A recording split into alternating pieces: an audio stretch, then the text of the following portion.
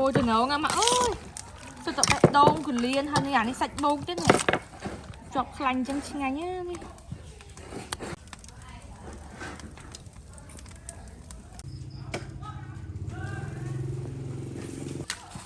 Trời ơi, bơ mà cậu đặt bơ. Bơ đẹp cha này. Bà.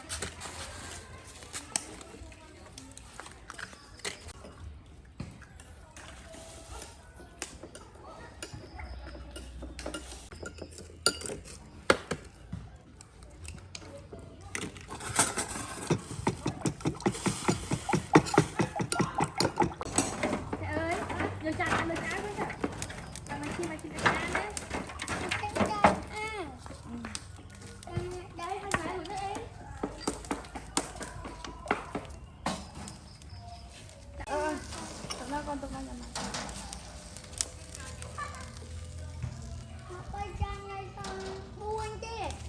chứ mà còn cho ông nào cha ơi ba cha hai thì mà na hai mặt mây hai bà đợt ấy mà con na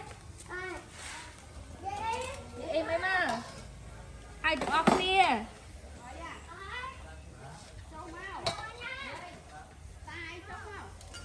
hai tụi ok thank you.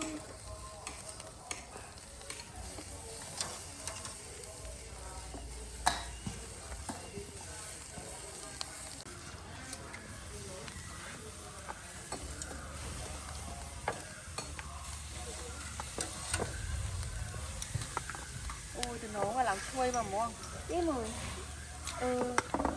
sao đó tôi dậy con nó mày ơi giờ tao chỉ lột mau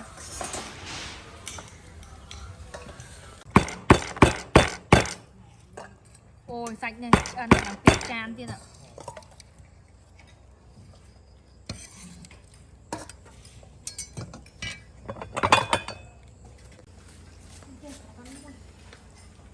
Kan ông lên sạch đây mày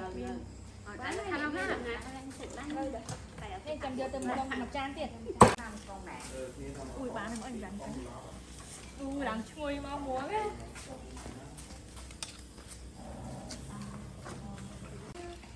em đây loại này một ăn đây cho em không mặt chan tiền nhận nha ui tao chỉ nhận đi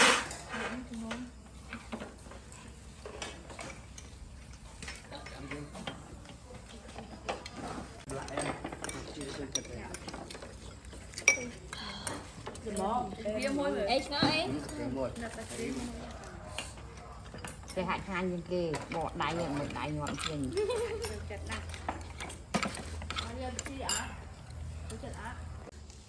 mày tụi con mày có con cái cô ở đó rồi tin nói nó chuột cho mình kịp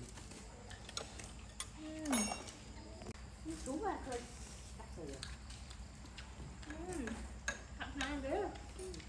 bẹp đông thôi nên tụi liền chứ đâu anh sạch bột á sạch bột ăn chay